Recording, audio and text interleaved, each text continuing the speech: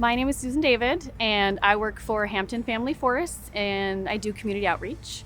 I am a Whatcom County resident. I live here in Bellingham, and Hampton actually owns about 12,000 acres of forest land here in Whatcom County, and that helps to provide supply to our mill in Darrington. The Women in Timber is a group that started in 1984.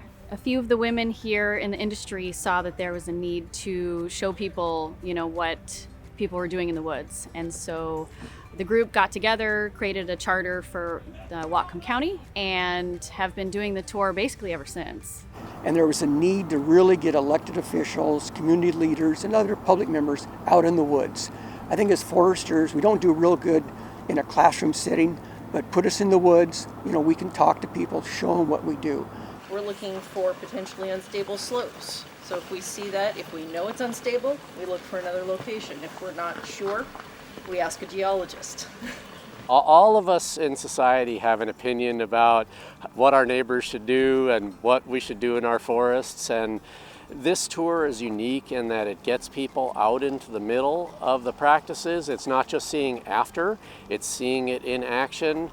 It's hearing from all of the different people and professionals that play a role in this process, and hearing the kind of thought, the planning, the science that goes into what we do, and not just seeing it outside the windshield. It's a great asset to the community.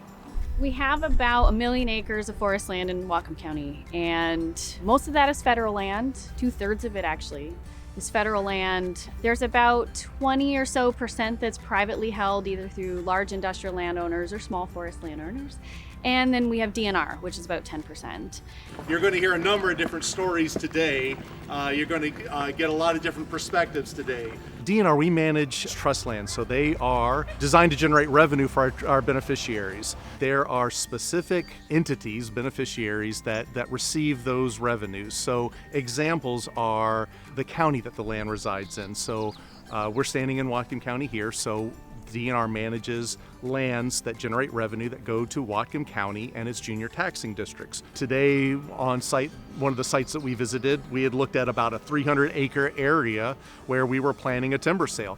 Then you start employing the use of these specialists and the requirements of a habitat conservation plan and the requirements of the forest practices rules, and things start getting whittled down. They get whittled down pretty quick.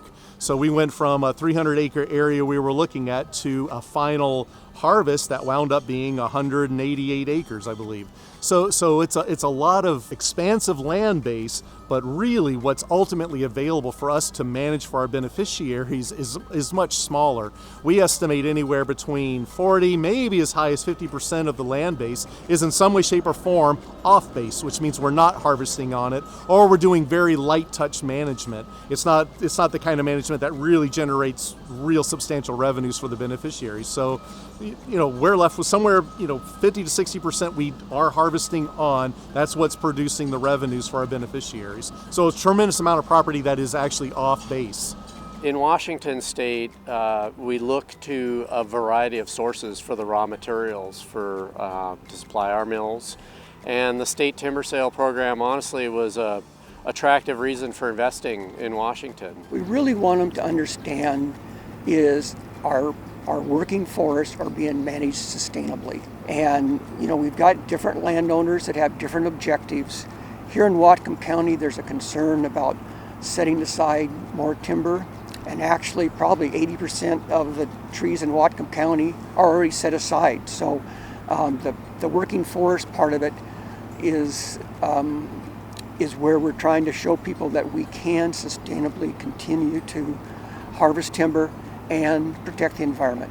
Practices that enhance the growth rate, things like prompt reforestation, picking species and seed sources that are best adapted to the site. And we as a forest manufacturer take that wood, turn it into products that are useful, and store that sequestered carbon in durable products over a long period of time, and then we do it all over again. We're proud of our industry, and we need to show it to people. The Woods Tour is a good way for us to do it.